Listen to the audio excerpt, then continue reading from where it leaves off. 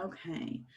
Well, welcome everyone to Roundabout Books virtual event with Grant Rosenberg. My name is Julie and I'm the events manager at Roundabout Books. And as we begin 2021 with a bang, I just want to remind everyone that the store is open. We are open every day 10 to 5. If you need a book delivered, give us a call. We have owl delivery. We do shipping, etc. We just want to make sure that everybody knows we've been open. We're going to stay open as much as we can during the next phase of this pandemic. And I just want to thank everyone who has continued to be a customer of ours, continued to attend these virtual events, and just overall support their local businesses like Roundabout. So tonight we are so excited to welcome Grant Rosenberg, who is a local author, and his book Gideon, which I have my copy right here. Grant has quite the background before becoming an author, so I'm going to tell you just a little bit about that. Grant has been a leading entertainment industry professional for the past 40 years, involved in television and feature film development and production. And I'm just going to list a few of the things that you have helped work on, which people will absolutely recognize. Shows like Cheers, Taxi, Family Ties, and MACGYVER. Also Star Trek: The Next Generation, which was one of my absolute favorite shows growing up. And let's see here, sorry.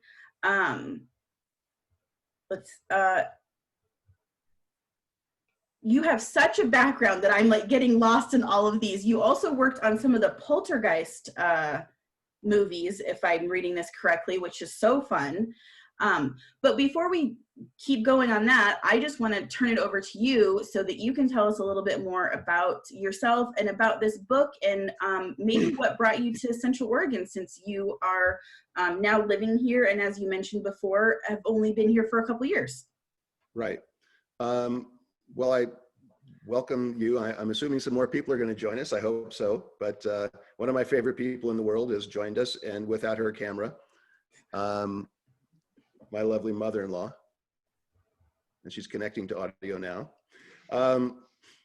Yeah, I spent 40 years in television business, first as an executive at NBC, and then at Paramount and Disney.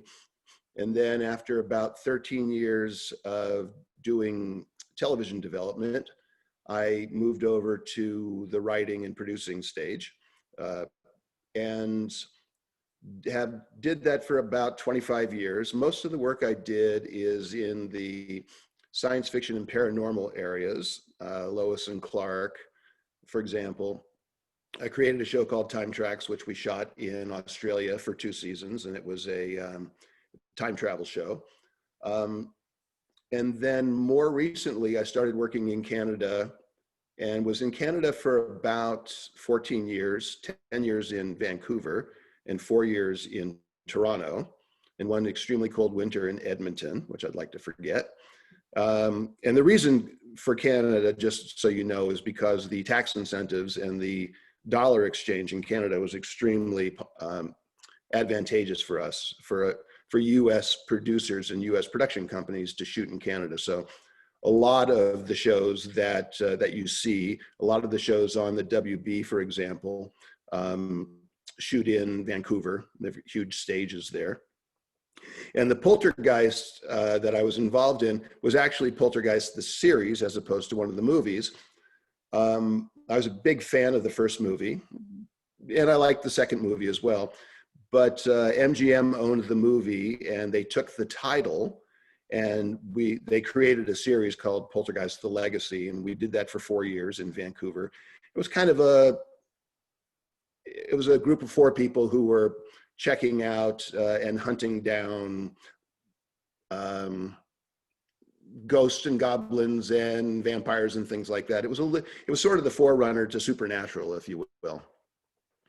And I did that for 4 years, and then went on to Outer Limits, and then just sort of continued doing work in Canada. Interestingly, I wrote a lot of pilots over my career, and a pilot that I wrote about 5 years ago was for Gideon. It was this 1-hour series, and it didn't sell. As a matter of fact, I didn't get any traction on it at all, because the people that I showed it to, the studios and the production companies who read the script, all felt it was too dark, and all felt they just couldn't get over that the main character was a doctor, and also was, well, I don't want to give too much away, but was a doctor, but was also sort of an equalizer, if you will. And but I always liked the idea, and one of the reasons I like the idea so much is because I've always been a fan of the Hitchcockian notion of taking an average person and dropping them into an extraordinary situation. And that's what Gideon's about. Gideon's about a young woman who has a terrific life. She's a doctor, and is thrust into a very untenable situation where she discovers that her recently deceased father, recently murdered father, led a double life. And it was a very dark double life. And once it's revealed to her, people from her father's other life are coming after her and her sister, and she has to make decisions on how she's going to defend herself. So, and how she's going to deal with her father's past, which is a huge emotional blow to her. So I just love that setup. And I realized that writing a 60-page script didn't do it justice, because there's so much emotion involved. It really needed to be much more prosaic than a script per se. So I decided that would be the first thing I would do when I retired from television. And we moved from Los Angeles and built a home in Central Oregon. And one of the first things after we got settled, it was to start this novel. I thought, I've already got the story, I've already got the characters, and it's something that I have an itch that I want to scratch. And so that was my first undertaking as a novel, and I was lucky enough to get it published. And it took about a year to write. It was quite a different process than writing a screenplay or writing a teleplay, but fortunately, it was a process that I enjoyed. Well, that's really interesting, because most of us are probably familiar with a book being turned into a movie or a TV show, not maybe the other way around. And that kind of makes me wonder maybe how many other people have thought, well, I'm going to write a movie, and then when it doesn't, then they decide it would be better as a book. So that's a really interesting way that came about. Well, the interesting thing too, the ironic thing is the television industry right now, and the feature film industry to an extent, but they're very, very big on what's called IP, intellectual properties, which are novels or graphic novels, comic books. It can also be foreign television series, like Homeland is based on an Israeli series. And people who are buying television series tend to want to have something tangible as opposed to just an idea that you're bringing in. And if you bring in a book, for example, that's something they can hold in their hand, and they feel that it gives them a little more gravitas.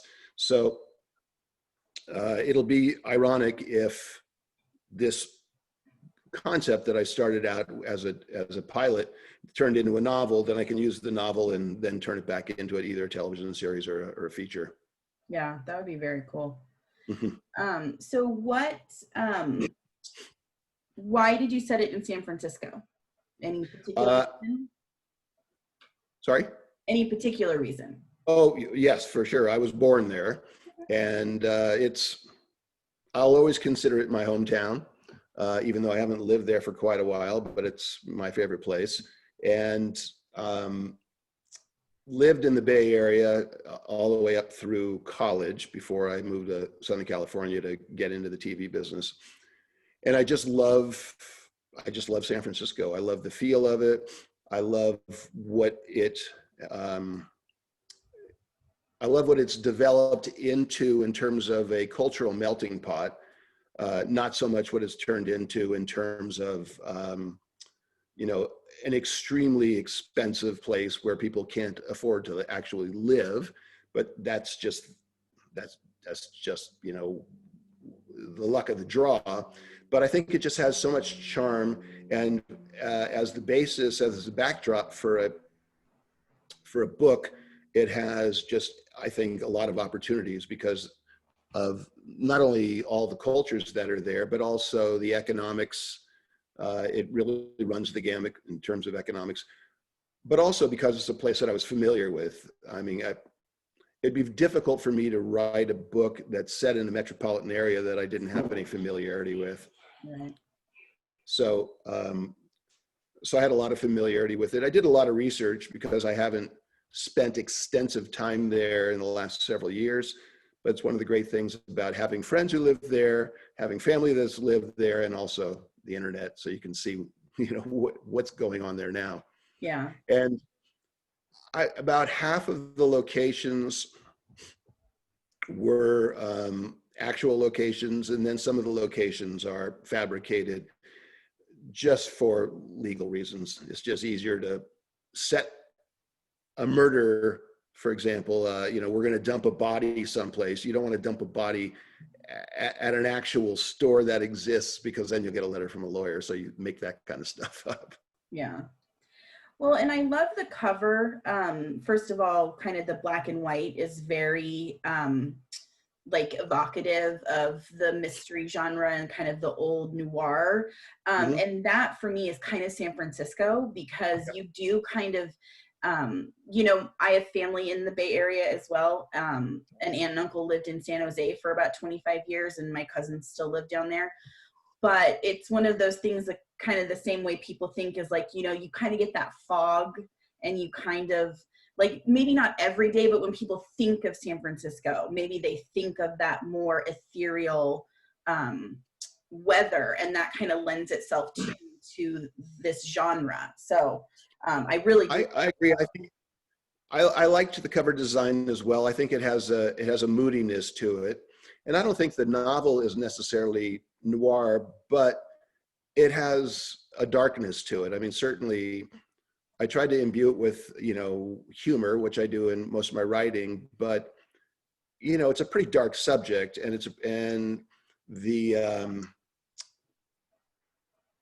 you know, some of the language is kind of salty and stuff. I mean, it's a darkish book. Interestingly, when I was writing it, I was thinking about my mother-in-law, Mary Monahan, who was with us, and thinking, how would she feel when she reads this?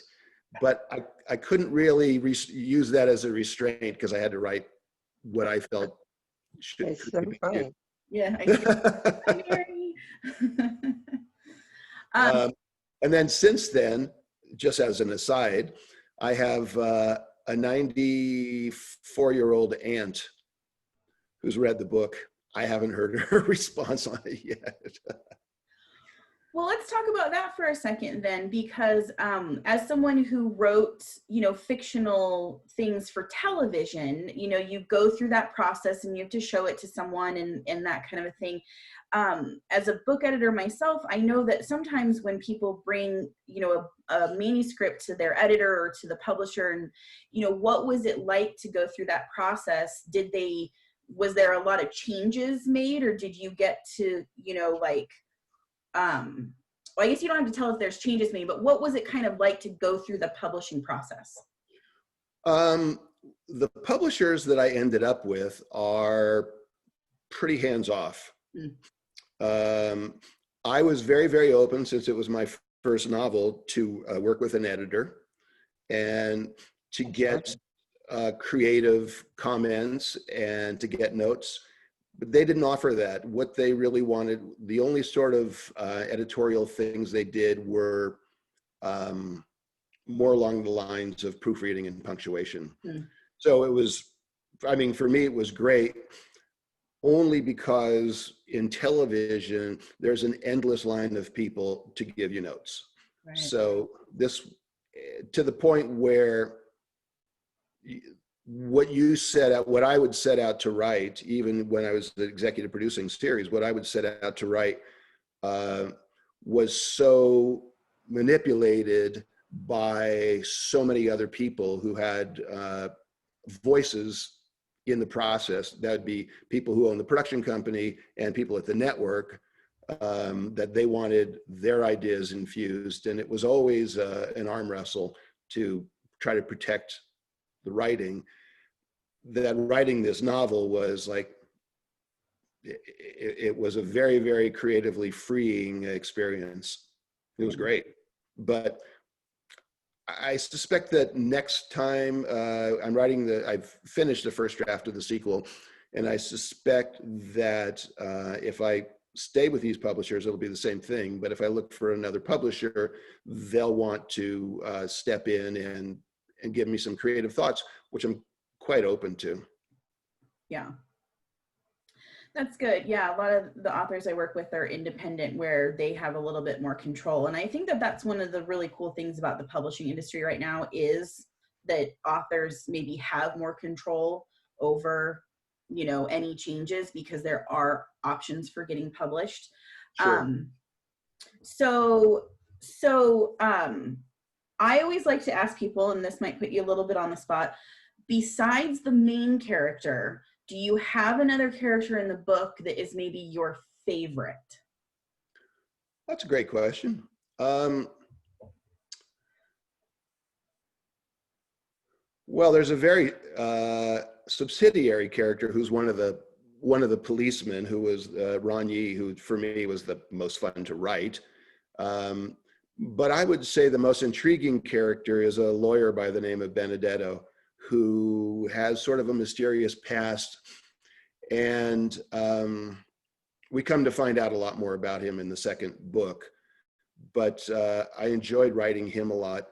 And actually, one of the most challenging and fun parts of the book was writing the journal, David Harper's journal, and he dies, you know, early on in the book. But I'm able to tell his story with his voice through his journal entries. And I think he probably ended up being probably one of my favorite characters, even though he was gone. Yeah.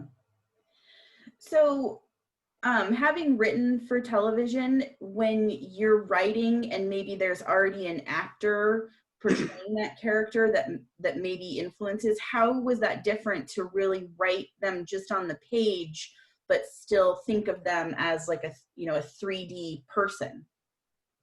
Well, when you're writing for an actor on a series, the actors' voices have, their skill sets and their voices and their characters have already been defined. So what you're doing is you're kind of coloring inside the lines, especially due to the fact that you know their talent constraints or their talent limits or non-limits, and you write to that. I've worked with actors who are unfortunately kind of limited in terms of what they can do, and you can currently give them less to do. And you have none of those constraints when you write a novel, obviously. Right. But one of the fun things about writing a novel is creating the characters. And you don't create them, at least I didn't, you don't create them up front and then write to them. They evolve as you're writing them. And you find things about them that are more intriguing and more interesting as you put them into dramatic situations. Brilliant. And then sometimes you find some things about them where you reveal something about their past and you go, this would be really interesting if I went back and tracked it from page 1. So by the time I get to page 125 and I reveal something, it's not a cheat to the audience, that I've sufficiently laid it out, to the readers, that it's not just coming out of left field. And all of a sudden it's like, oh, well, she's also a professional basketball player. It's like, where did that come from? And so that, I hate when they do that. And that to me is a big cheat. So you have to be honest with the readers, I believe. But yeah, part of it is creating the characters. And sometimes you just don't even know where it's going. I write from a pretty in-depth outline, but don't force myself to stick to it. Yeah. And sometimes characters will bounce, explode off the page, and you're like, oh, well, this person needs a little more attention because they're really interesting. Yeah. Yeah, this is great. I'm actually really glad we're recording this because you've said some amazing things that I think a lot of writers need to hear. And it's so interesting to see this, your second career, as it were, as a published author, and kind of the influences from your previous career in that creative space. Mm-hmm. Yeah, you should do a TED Talk on writing as a second career. So what else about the book should we know before starting without, giving away anything? Brigitte had a comment. She was going to ask about San Francisco, and she says, I left my heart in SF. That is what interested me in your book, which I'm looking forward to reading. Oh, good. But what else can you kind of tell us about this? Well, the book, to me, someone asked me the question at one point, what's the theme of the book?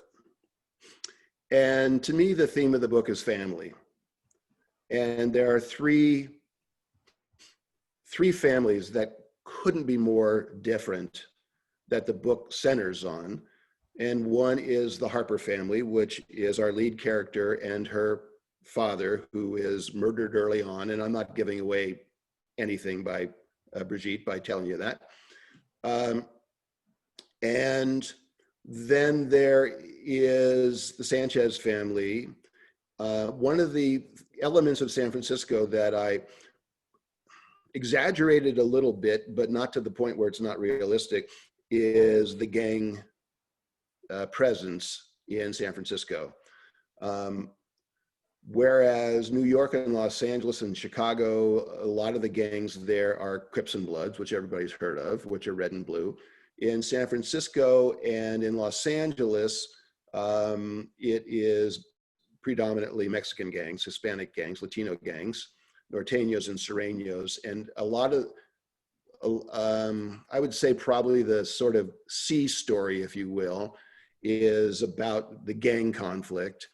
And I focus on one family who are Norteños, who are the Sanchez family, and the ups and downs that they go through. So, but they have a very different family dynamic than the Harpers have. And then you come to find out that there's another family who are the antagonists, more or less, which is the Moretti family, who are the bad guys.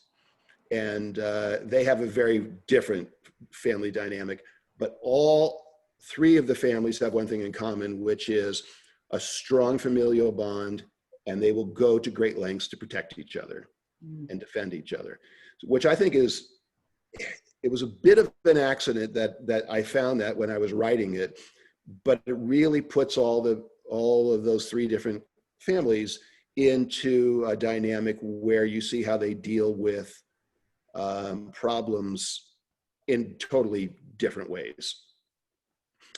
And I'd say the other real theme of the book is the main character, Kelly Harper, who is a doctor. And she's taken the Hippocratic Oath to protect lives.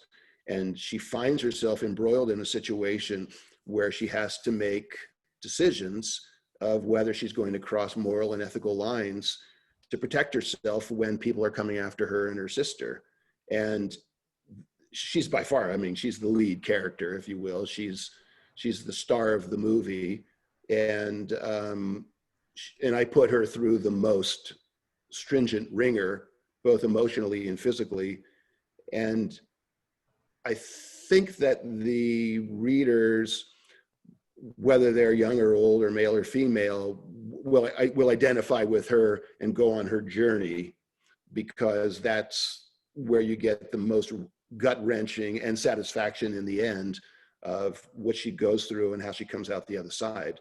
And it really is, life-defining for her, life redefining for her, I should say. Excellent, thank you. That's good. I like that you have those three separate families, and yet they're all still, that same yeah, every family has the conflict, whether they're, you know, what their family dynamic is. Well, I think we should go ahead and open it to a couple of questions from our audience. So Mary, you're already unmuted if you want to ask any questions. And Brigitte, you're welcome to unmute and ask, or put it in the chat, whatever is easier for either of you. Let's see.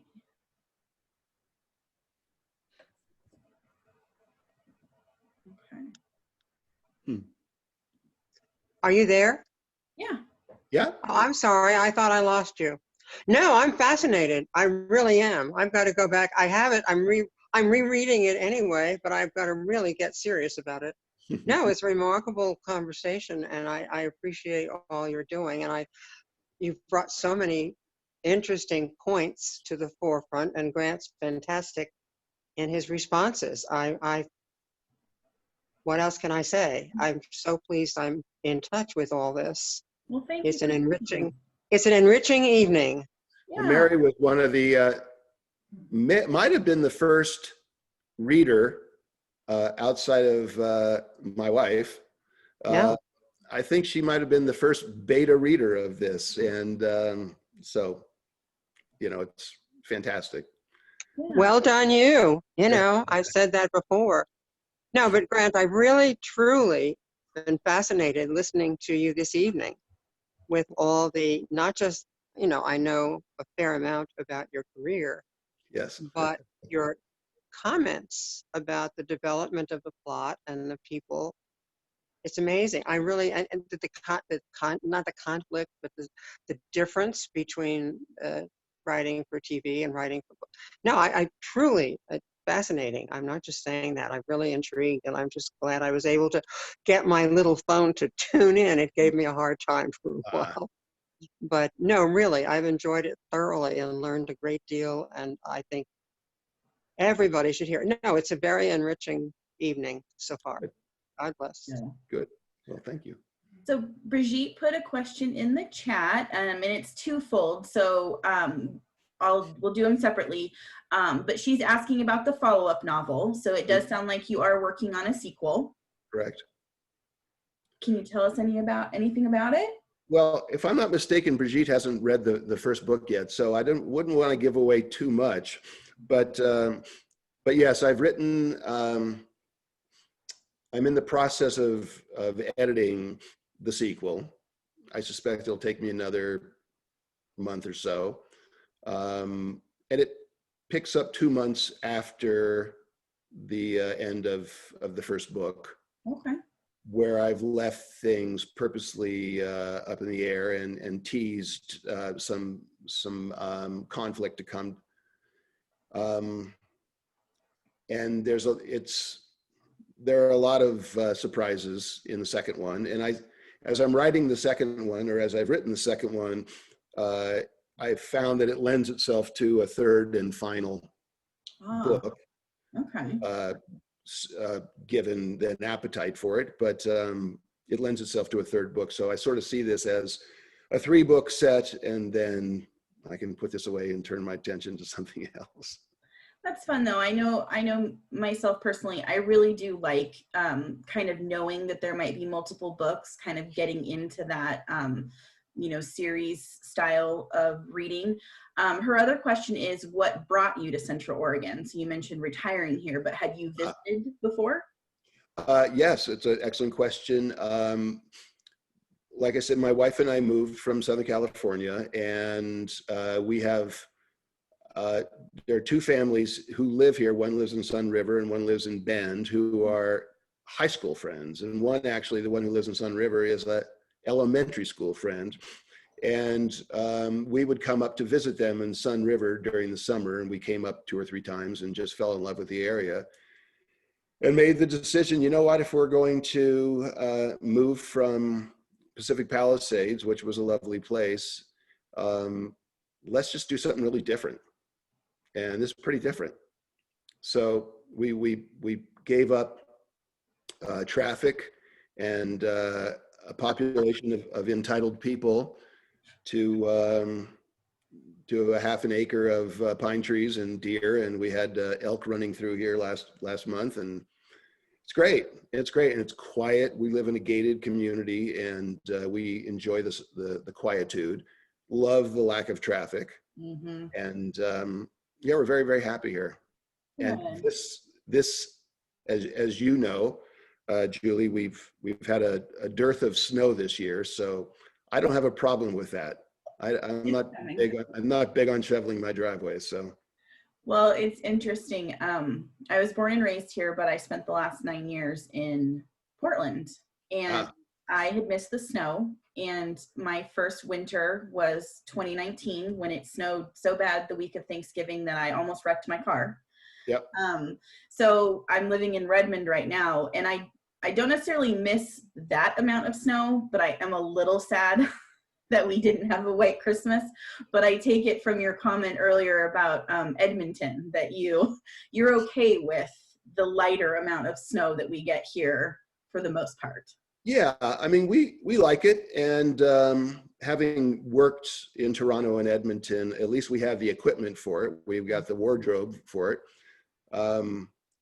But yeah, we were building our house during, when there was 7 feet of snow, and we were slightly trepidatious because we thought, oh, I guess this is what we're in for. And it's never repeated itself. Every year, actually, there's been a little less snowfall, and who knows, it could snow tomorrow. I mean, but we're cool with it. It's fine.